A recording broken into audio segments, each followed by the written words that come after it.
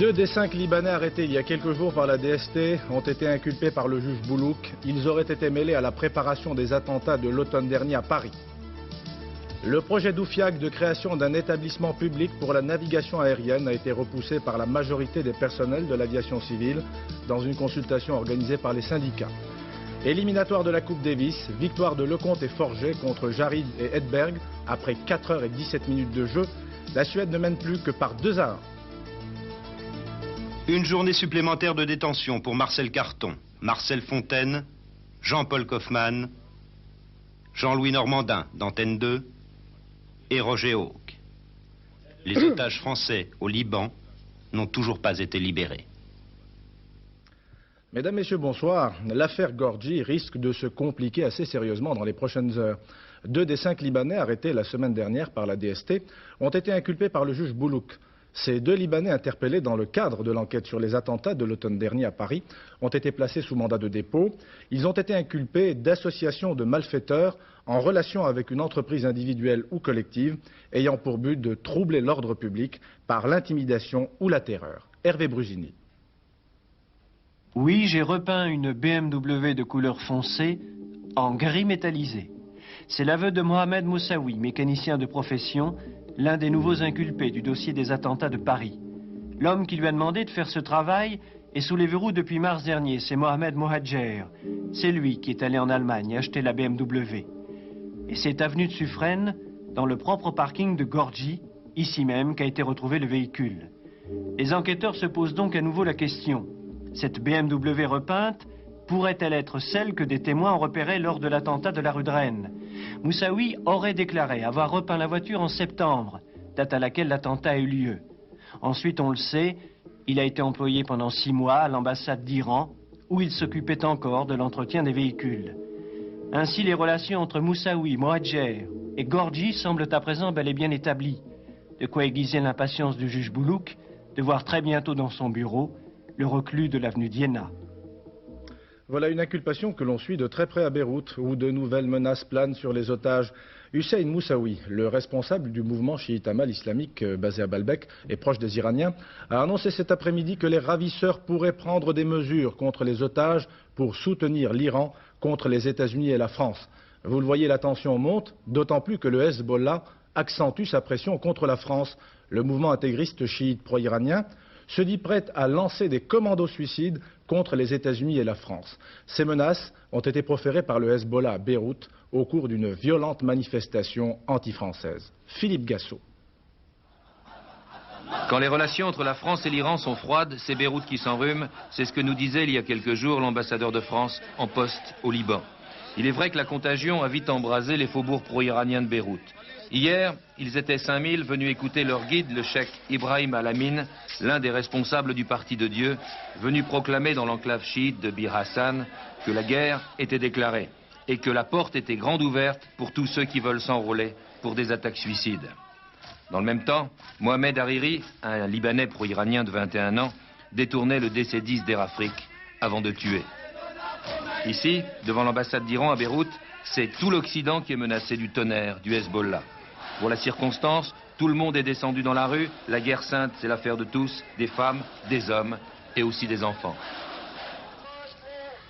Les menaces du Hezbollah sont prises au sérieux à Beyrouth. Déjà, l'ambassade de France a décidé de limiter les déplacements, même en secteur chrétien. Durant toute la manifestation, les soldats syriens stationnés à moins d'1 kilomètre n'ont pas bougé de leur position. Chacun est resté chez soi. La loi de Damas qui punit de mort ceux qui portent des armes ne s'applique pas ici.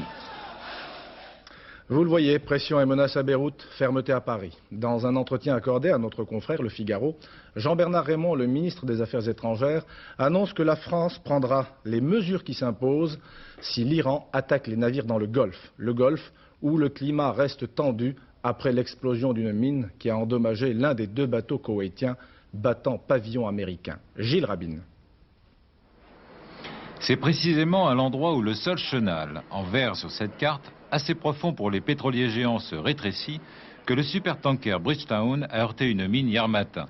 La malchance veut qu'à cet endroit-là, ce chenal unique ne soit large que d'1 kilomètre à peine et qu'il passe tout près de la petite île de Farsi, l'une des bases de vedettes iraniennes dans le golfe Persique. Un piège impossible à éviter, d'autant plus qu'il s'agissait, on l'a appris ce soir, d'une mine magnétique non dérivante, immergée à 10 mètres sous l'eau et accrochée par un filin à un lest posé sur le fond. Un engin difficile à repérer, même avec les sonars embarqués sur ces hélicoptères de combat.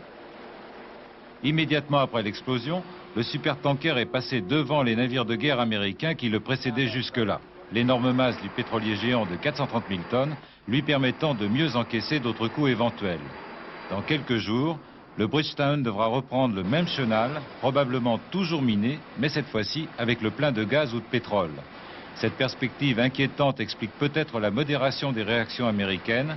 Selon le Pentagone à Washington, cet incident ne justifie pas ce soir d'action de représailles.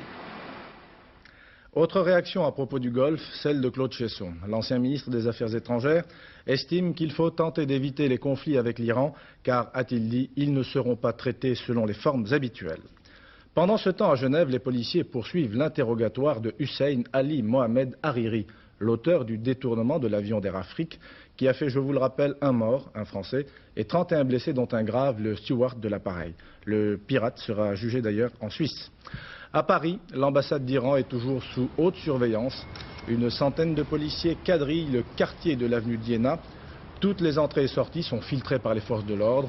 Vous le voyez sur ces images tournées par Roger Motte et Brigitte Chevet, qui se relaient nuit et jour pour vous permettre de suivre l'évolution de la situation à l'ambassade d'Iran à Paris.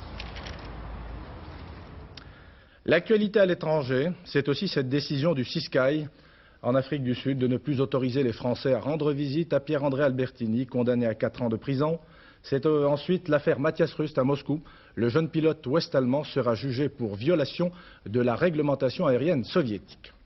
Toujours en Union soviétique, le 16 juillet dernier, le ministre soviétique des Affaires étrangères reconnaissait pour la première fois depuis le début du conflit afghan les pertes infligées à son armée. Un jeune infirmier afghan vivant en France a réussi à s'infiltrer en Afghanistan. Il a filmé l'attaque par les Moudjahidines de la base de Ghazni, l'un des bastions stratégiques de l'armée rouge. Commentaire Jérôme Bonny, regardez. Ghazni, 20 juin 1987, sur les toits de la ville se prépare une attaque discrètement dans le champ de surveillance de la citadelle tenue par les soviétiques. Ces Moudjahidines sont plutôt mal équipés. Ils doivent opérer avec les moyens du bord. Faute d'orgue de Staline, ils utilisent les obus seuls, calés sur des cailloux avec un réveil et une batterie pour la mise à feu. Objectif, l'héliport de Ghazni. 35 forteresses volantes, toujours sur le qui-vive, avec pour mission prioritaire la protection de la route stratégique entre Kaboul et Kandahar, deuxième ville d'Afghanistan, qui n'est plus qu'un champ de ruines occupé moitié par les troupes gouvernementales et soviétiques, moitié par les Moudjahidines. À Ghazni, tout le quartier proche de l'héliport a été abandonné par ses habitants. C'est à partir d'ici que les résistants opèrent, après s'être infiltrés de nuit à travers le réseau des postes soviétiques et de champs de mines. Ils ont décidé de laisser pousser leurs cheveux jusqu'à la victoire. Depuis 6 mois, les hélicoptères blindés ne sont plus invulnérables. Leurs pilotes volent à basse altitude afin d'éviter les missiles de fabrication anglaise ou américaine. Aujourd'hui, rentrant d'opération, ils ignorent que c'est leur base même qui est en danger. 18h45, les tirs commencent. Certains des 12 obus font mouche. Un dépôt de munitions est atteint. D'après un rapport de la police secrète de Ghazni, infiltré par les Moudjahidines, le bilan serait lourd, 19 tués, 10 hélicoptères touchés au sol. L'ingénieux bricolage afghan peut être particulièrement dévastateur. L'actualité sociale a été marquée aujourd'hui par une étape nouvelle dans le conflit qui oppose les aiguilleurs du ciel au ministre des Transports. La majorité des personnels appelés à un vote par les syndicats s'est prononcée à 92% contre le projet de Jacques Doufiag, projet de création d'un établissement public pour la navigation aérienne. L'ensemble des organisations syndicales, réunies cet après-midi en Assemblée générale à Aix-en-Provence, dans les Bouches-du-Rhône, a demandé la reprise des négociations dans le cadre de la fonction publique. Au centre de ce conflit, les aiguilleurs du ciel. Les aiguilleurs du ciel, nous allons voir d'ailleurs un reportage sur les aiguilleurs du ciel réalisé par Jean-Pierre Métivet, qui a réussi à filmer avec un de nos caméramans le cadre de vie. Regardez. 11, you are identified, maintain flight level 330, next report, Lübeck.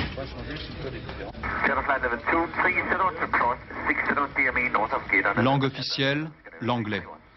Seul contact avec les pilotes, une radio et un radar. Ces points lumineux sur l'écran, des avions en survol à plus de 6000 mètres d'altitude. Parfois, un seul contrôleur suit 15 avions en même temps.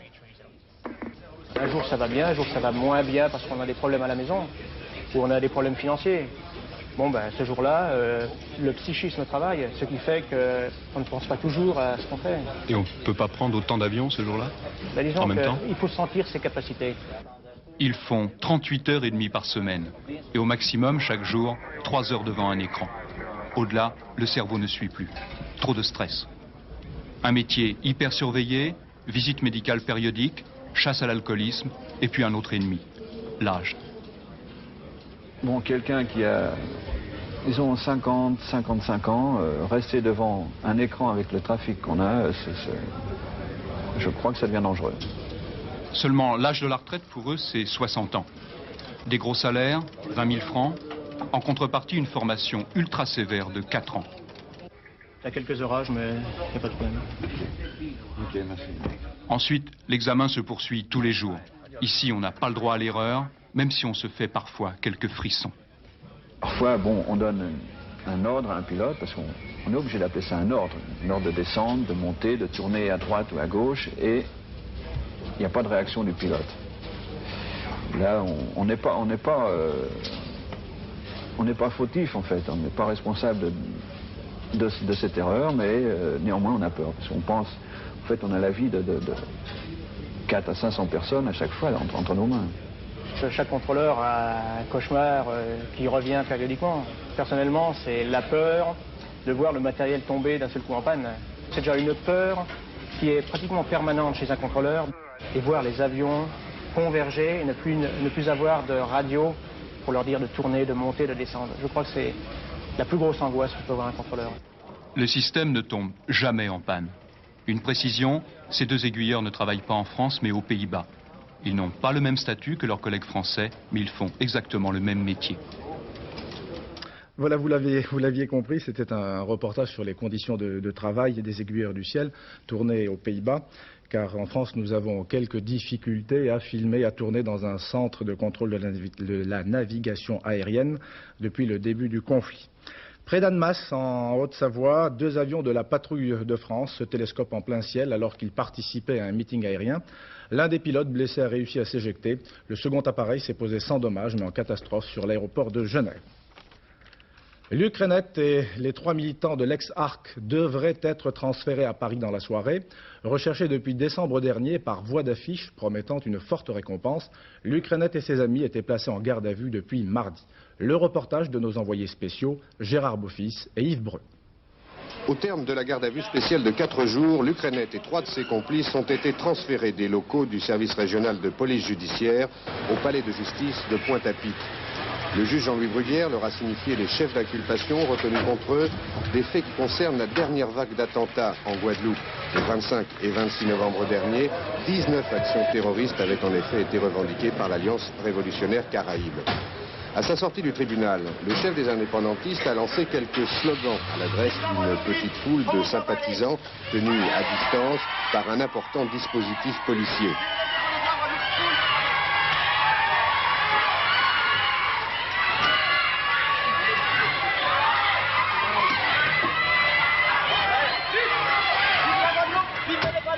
Et puis, sous bon espoir, Luc Renet a été conduit à la prison de la ville, alors qu'à leur tour, les co-inculpés, ici sa compagne, une enseignante métropolitaine, prenaient successivement la même destination. Les 4 militants de l'Alliance révolutionnaire Caraïbe, association dissoute aujourd'hui, seront transférés dès cette nuit à Paris pour y être incarcérés en attendant de comparaître à nouveau devant une cour d'assises. Luc Renet, déjà condamné à 25 années d'emprisonnement, risque une lourde aggravation de sa peine. Son arrestation et celle de ses complices marquent en tout cas la fin de la fraction la plus dure du mouvement indépendantiste guadeloupéen. Alors que les chefs terroristes, sauf un, sont maintenant sous les verrous, les militants et les sympathisants sont connus aussi des services de police. Le département devrait connaître à l'avenir une longue période de calme. Cela ne s'était pas produit ici depuis 4 ans. En République fédérale allemande, on se livre parfois, si vous me permettez l'expression, à de drôles de jeux. En effet, depuis quelques semaines, les autorités allemandes sont confrontées à un trafic pour le moins surprenant et bizarre, vous allez le voir.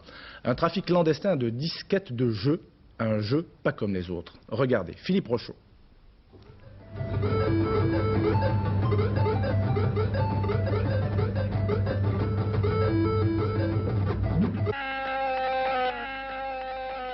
Ce cri du soldat écrasé par un char, c'est le jeu d'ordinateur poussé dans son réalisme le plus sordide. Les disquettes se vendent sous le manteau en Allemagne et inondent un marché clandestin très prospère. Mais il y a mieux, comme ce programme sur la guerre du Troisième Reich. Salut à ceux de la Croix gammée, maîtres du Reich allemand, salut aux fourreurs, Heil Hitler. Vous avez 4700 prisonniers. Combien de camps de concentration voulez-vous construire? Vos SS doivent-ils poursuivre les prisonniers? 10% ont été capturés et jetés dans la chambre à gaz. L'ordinateur m'informe si le Reich est satisfait. Mais si je ne livre pas assez de viande, ils envoient un missile sur mon quartier général et je meurs. Dans ces jeux clandestins, les règles de la traditionnelle course d'obstacles sont inversées. Il s'agit de causer un maximum d'accidents et d'écraser le plus grand nombre de gens. Un chien rapporte 1 point, une femme avec son enfant 5 points. Ces jeux provoquent chez les gens un plaisir malsain, mais ce sont surtout les adultes qui les rapportent à la maison et donnent ainsi cette mauvaise image aux enfants.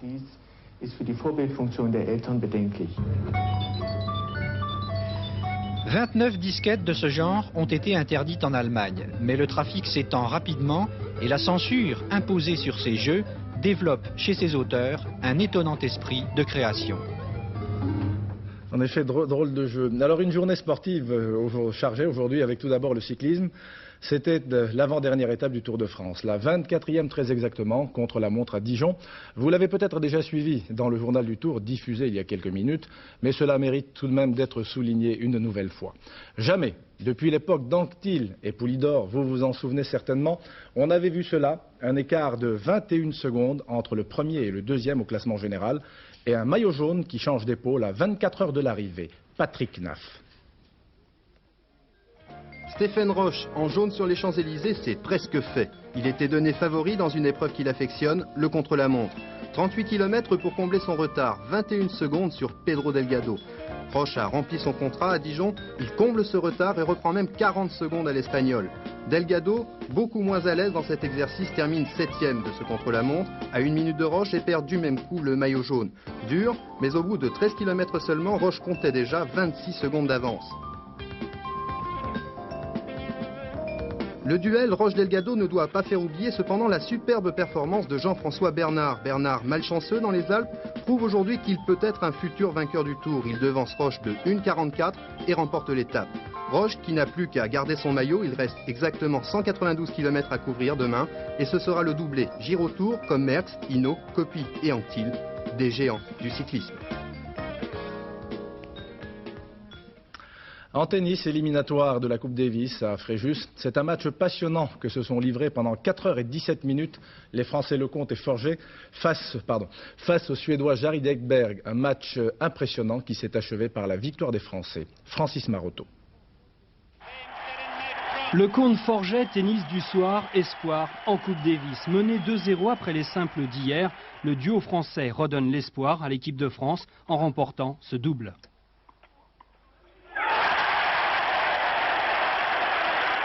Guy Forget, partenaire habituel de Yannick Noah, trouve le compagnon idéal cet après-midi en la personne d'Henri Lecomte.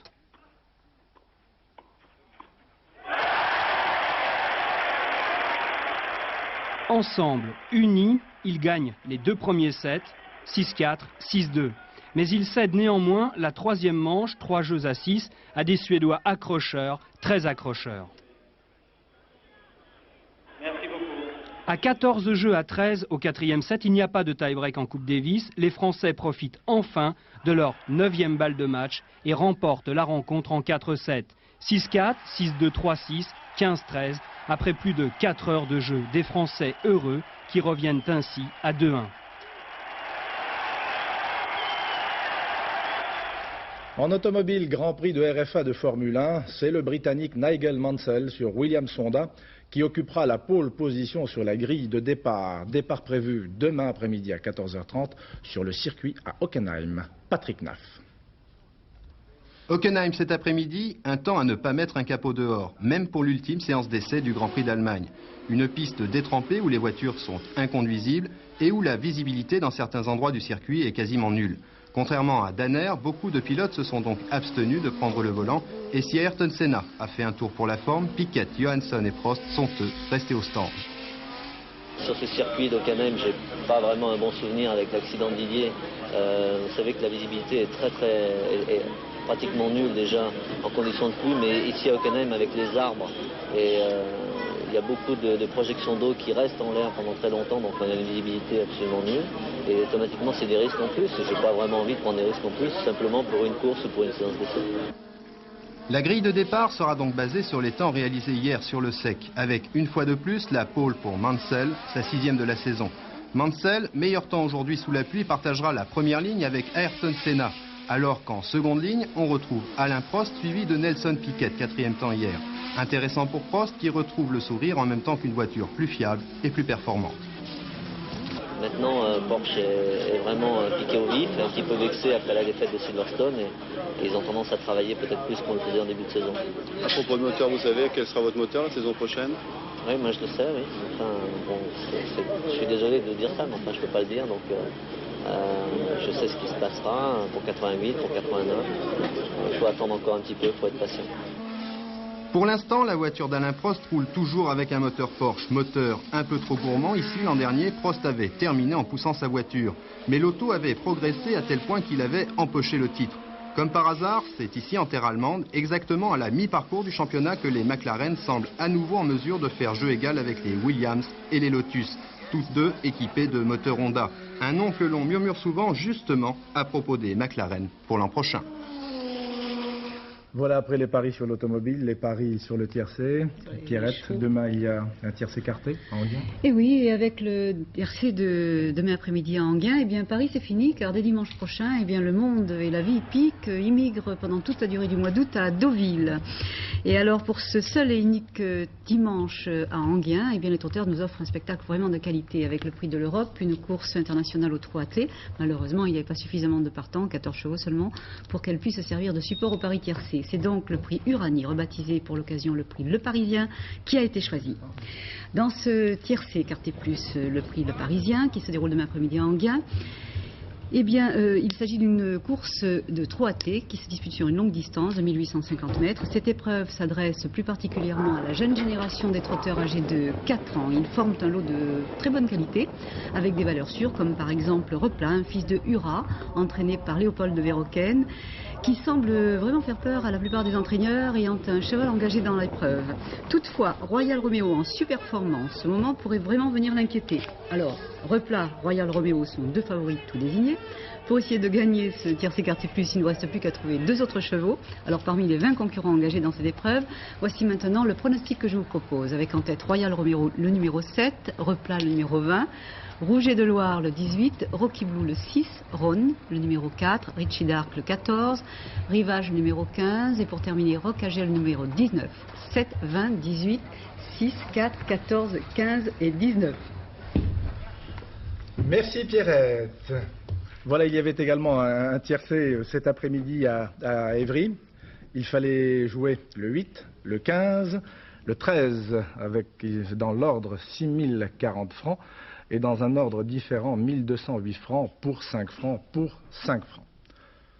Voilà, la météo à présent avec vous, Alain Chauffour. Eh bien Norbert, demain c'est jour de fête car depuis 2 semaines, eh bien, le soleil n'était pas de la partie. Demain, on devrait avoir du soleil sur une grande partie du pays, malgré quand même quelques passages nuageux, malgré encore quelques petites averses. Je vous propose de regarder pour cela l'image satellite prise à 14h30 aujourd'hui. Vous allez voir qu'il y avait quand même de très belles éclaircies, notamment sur le sud, qui en ce moment est sous une influence assez orageuse, mais de l'Atlantique, l'anticyclone reprend un peu du poil de la bête, si l'on peut dire, et protège une grande partie du pays. Résultat sur la carte du temps prévue pour demain, vous allez voir que depuis la Bretagne jusqu'aux régions du Massif central et puis également sur le sud-ouest du pays, ainsi que sur tout le pourtour méditerranéen, c'est du beau temps. Mais attention, toujours une zone orageuse, principalement sur les reliefs, Pyrénées, Massif central, les Cévennes et plus spécialement sur les Alpes. Alors à l'arrière, au nord du pays, eh bien, le temps sera plus variable avec des averses plus conséquentes depuis la Champagne-Ardenne jusqu'à la région Alsace et puis également jusqu'à la Lorraine. Un peu moins fréquentes ces averses sur le bassin parisien et sur les côtes côtes de la Manche. Mais dès la soirée, une autre perturbation abordera les côtes de la Manche depuis le Finistère jusqu'à la Normandie. Également, la tramontane et le Mistral souffleront en fin d'après-midi et puis des averses orageuses prévues aussi en Corse. Alors les températures, elles ne sont toujours pas très hautes au nord mais beaucoup plus chaudes au sud. Demain nous irons de 15 degrés à Cherbourg jusqu'à 21 degrés à Mulhouse, 20 à Paris. Pour la partie sud c'est beaucoup plus chaud et orageux, de 23 degrés à Biarritz. Nous irons quand même jusqu'à 31 degrés en Corse à Bastia. Demain le dimanche 26 juillet, le soleil se lèvera à 6h17, se couchera à 21h37, ça fait 2 minutes de soleil en moins. Et nous fêterons les Anne, patronne des femmes en couche et des petits métiers du textile. Merci Alain, je vous rappelle tout simplement la principale information de cette édition de 20h. 2 des 5 Libanais arrêtés il y a quelques jours par la DST à Paris ont été inculpés par le juge Boulouk. Ils sont soupçonnés d'avoir été mêlés aux attentats de l'automne dernier à Paris. Prochain rendez-vous avec l'actualité, 23h35, vous retrouverez Philippe Arroir. Quant à moi, je vous retrouverai avec plaisir demain à 13h. Une excellente soirée sur Antenne 2, bien sûr.